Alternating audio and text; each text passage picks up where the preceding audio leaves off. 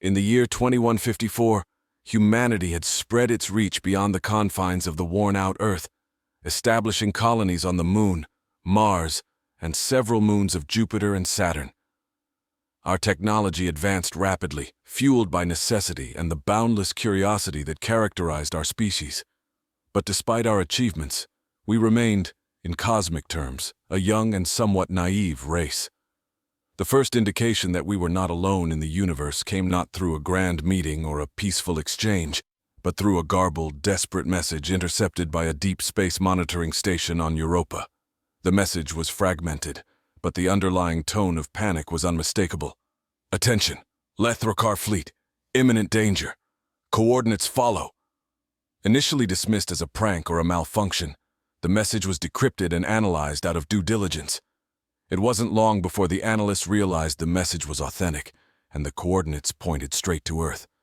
The world's governments were thrown into chaos, emergency meetings were convened, and military forces were put on high alert.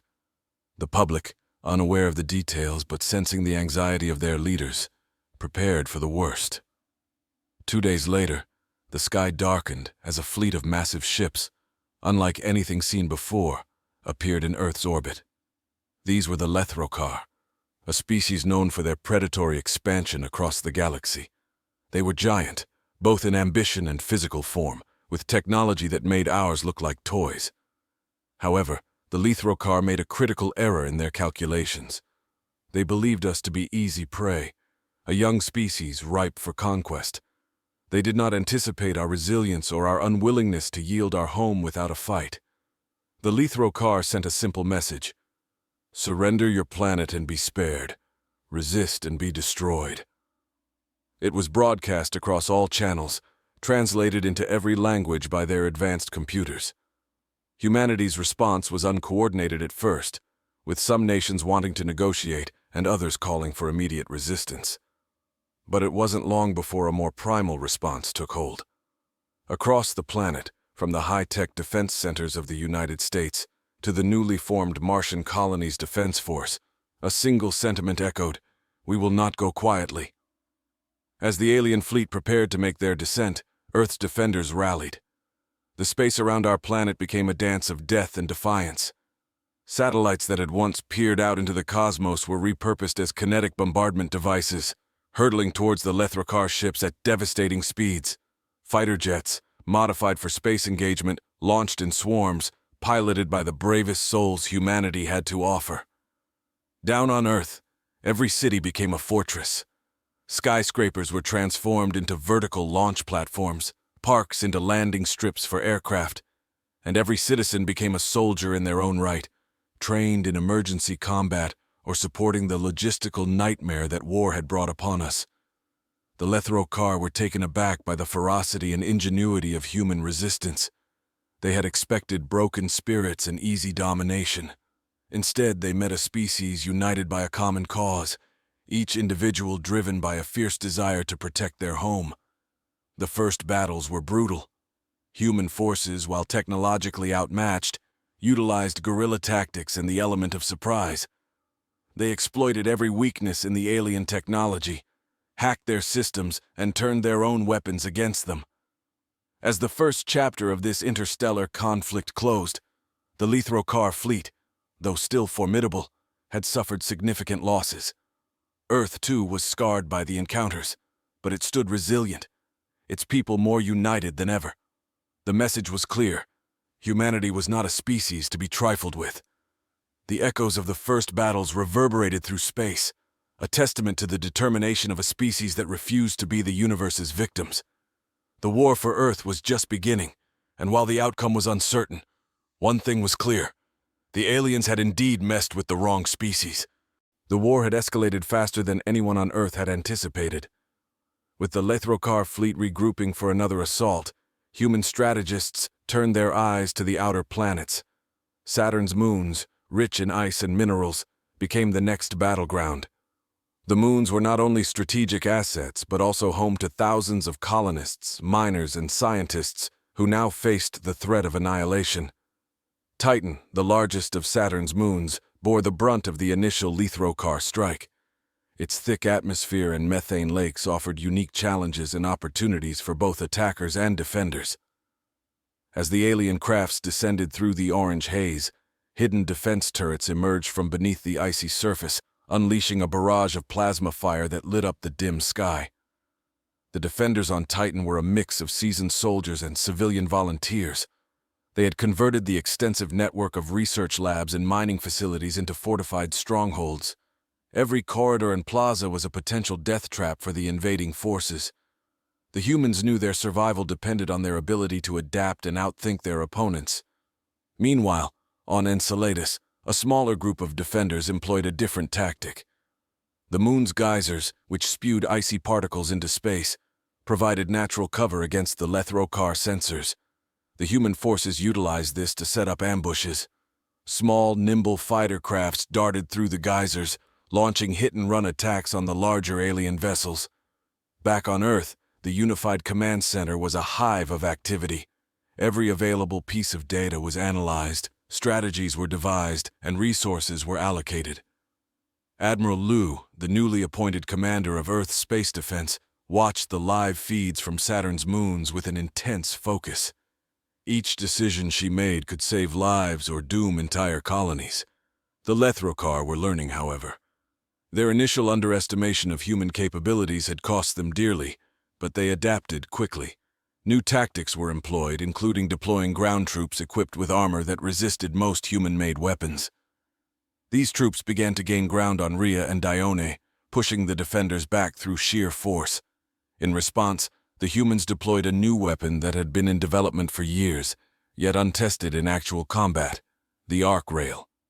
Mounted on both stationary platforms and mobile units, the arc rail used electromagnetic pulses to launch high-velocity projectiles over great distances. It proved devastatingly effective against the alien armor. As the battles raged on the moons of Saturn, an unexpected development occurred. The Lethrokar's main ship, a colossal dreadnought that had lingered near the rings of Saturn, suddenly moved into a lower orbit. Its intention was clear: to join the ground assault and ensure the capture of Titan. Admiral Liu made a split-second decision to redirect a fleet of drones, originally intended for asteroid mining in the belt, to intercept the dreadnought. These drones, though not designed for combat, were equipped with powerful explosives meant for breaking apart large asteroids. They swarmed the dreadnought, clinging to its hull and detonating in a sequence that resembled a cataclysmic dance. The dreadnought was severely damaged, forced to retreat for repairs. This gave the defenders a much-needed reprieve and a chance to regroup. The tide of the battle seemed to be turning, but the cost was high. Titan's surface was scarred with craters, and its atmosphere was thick with debris. The moon would never be the same.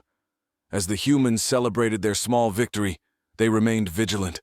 The war was far from over, and the Lethrokar were undoubtedly planning their next move. The conflict had not only tested the limits of human ingenuity and courage, but had also forged a new identity for mankind, one of a resilient and formidable force in the cosmos.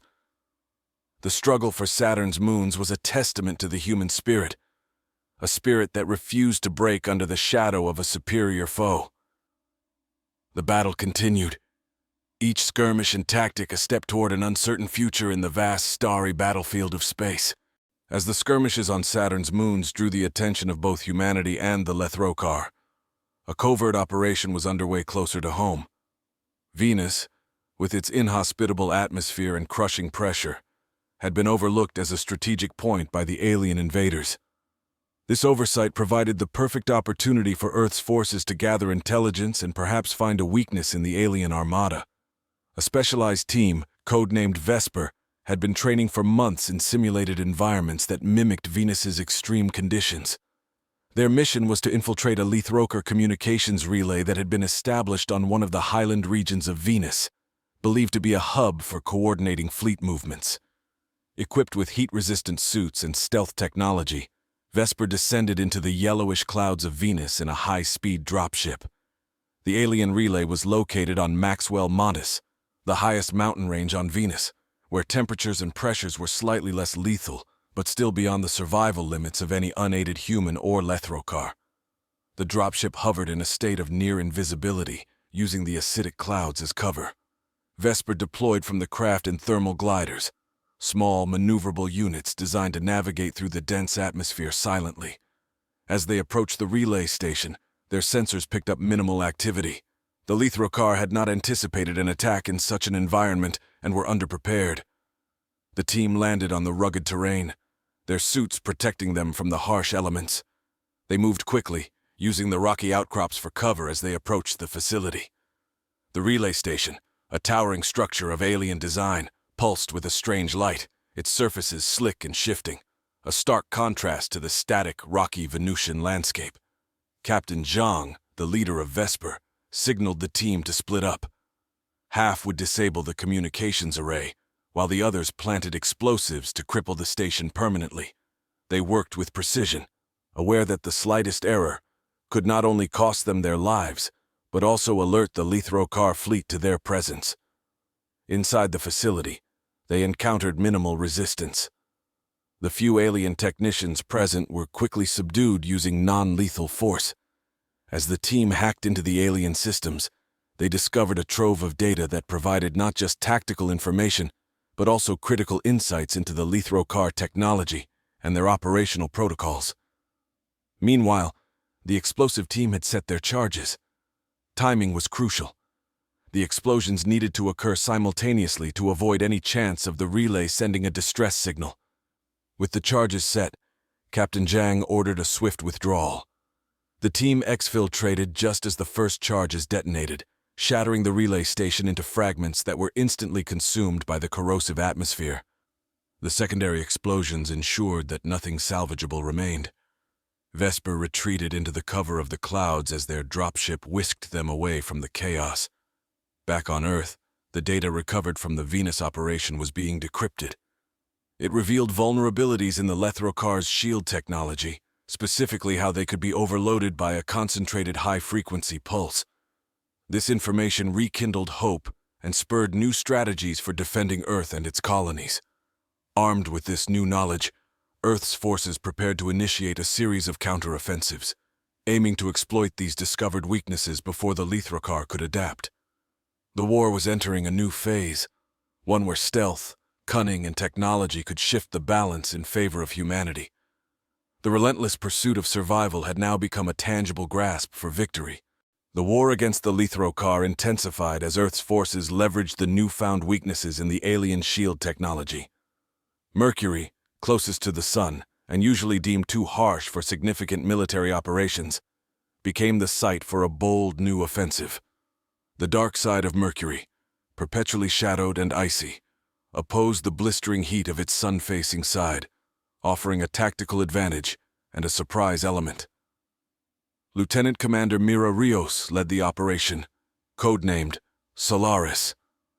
The mission was twofold: establish a forward base on Mercury's dark side for Earth's space fleet, and disable a major Lithrocar energy harvesting operation on the sunlit side. The base would serve as a springboard for future operations and disrupt the enemy's supply lines.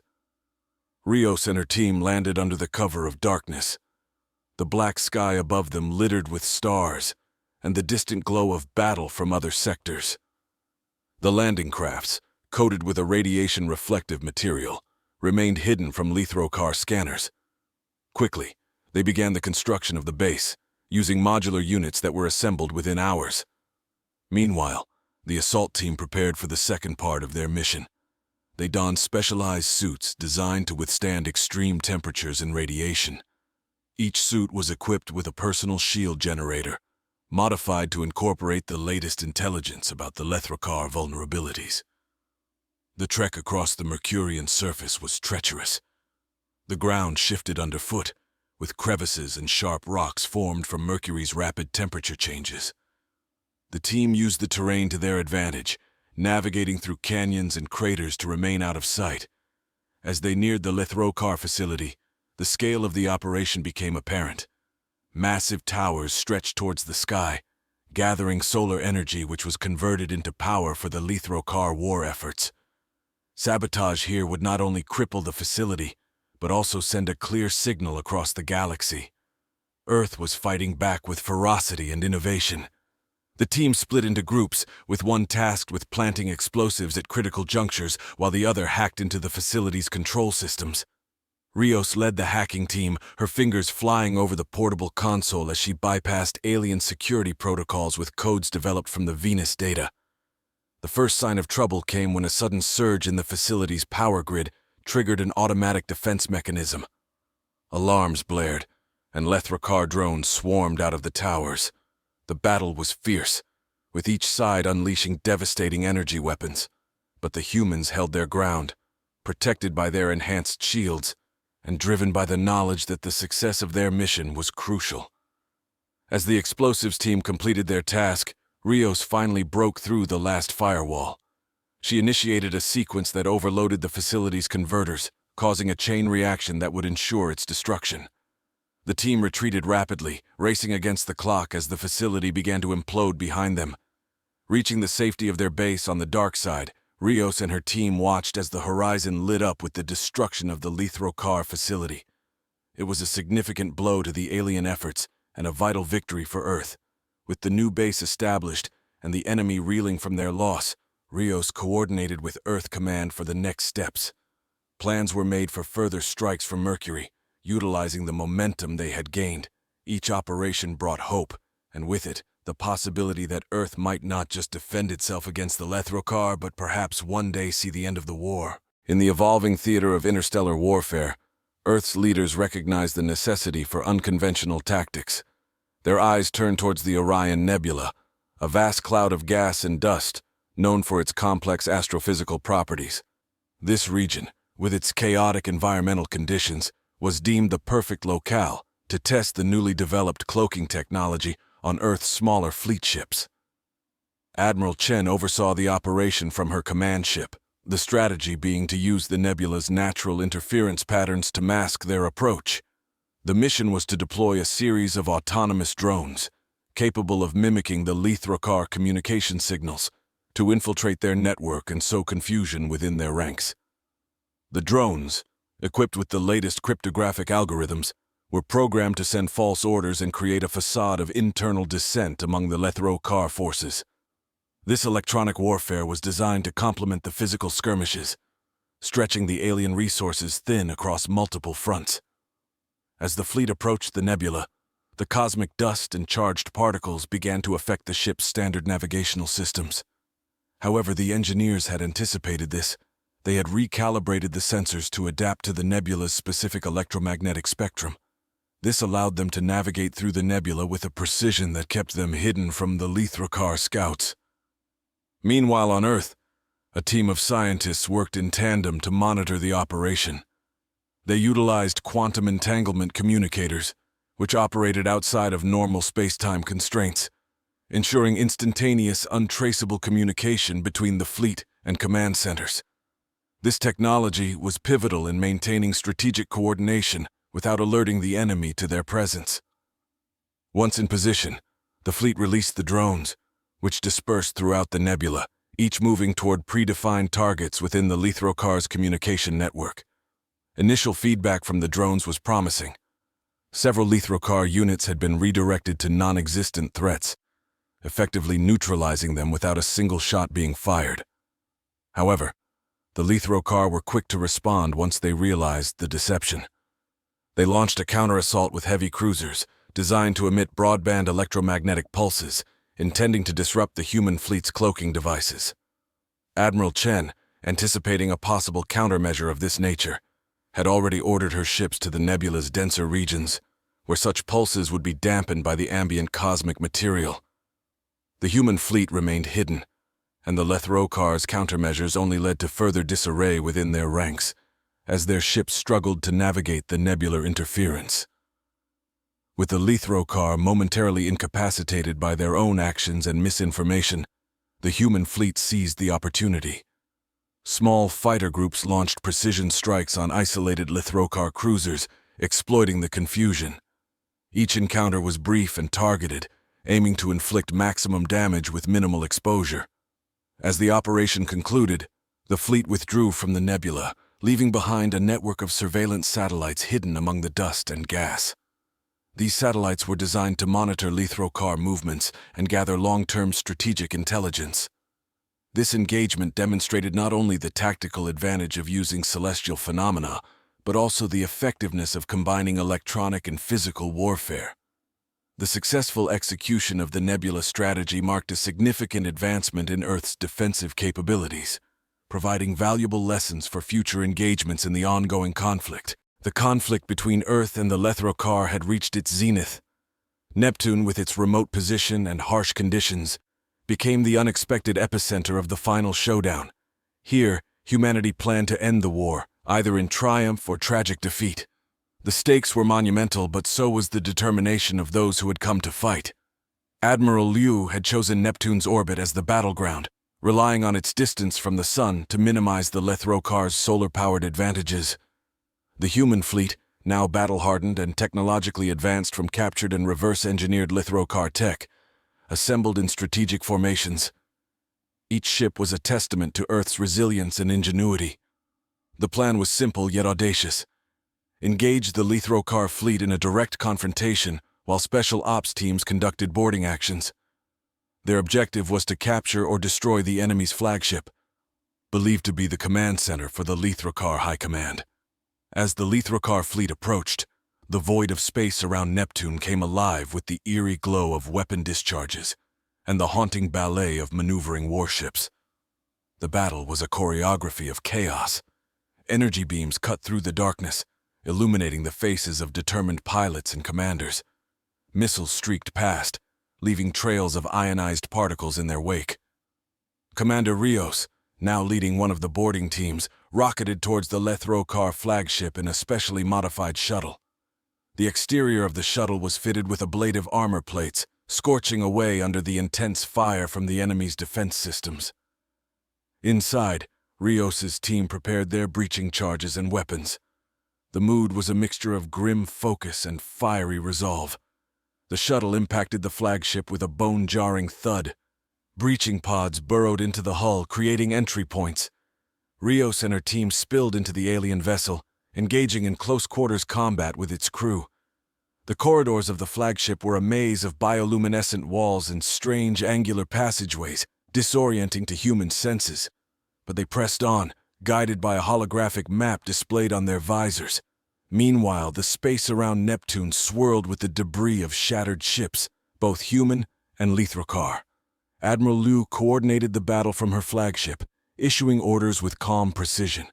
Under her command, the human fleet slowly gained the upper hand, exploiting the weaknesses discovered in previous battles and pushing the Lithrokar fleet towards Neptune's gravitational field. Back on the Lithrokar flagship, Rios's team reached the core command center. The room was a hive of activity, with alien officers attempting to rally their forces. With precision strikes and coordinated teamwork, the humans secured the command center. Rios approached the central command module, interfacing her device to begin downloading critical data. The final minutes of the battle were tense as human forces awaited the outcome of Rios's mission. Then, the breakthrough came. The data revealed the location of the Lithrokar's remaining fleet clusters and their logistical hubs. With this information, the human fleet launched a series of targeted strikes that crippled the remaining enemy ships. In a last-ditch effort, the Lithrokar attempted to regroup for a counterattack, but it was too late. The combined might of Earth's fleet, bolstered by the strategic advantage gained from the flagship's data, overwhelmed them.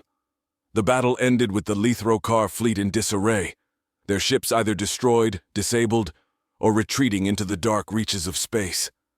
As the remnants of the Lithrokar fleet vanished from the sensors, a cheer erupted from every human ship and station across the solar system. The war was over. Humanity had defended its home and emerged victorious, a formidable force now recognized across the stars. Neptune's orbit, once a distant and quiet region, had become the site of humanity's greatest triumph. The long war had ended, but the era of reconstruction and exploration was just beginning, with Earth's spirit and capabilities stronger than ever.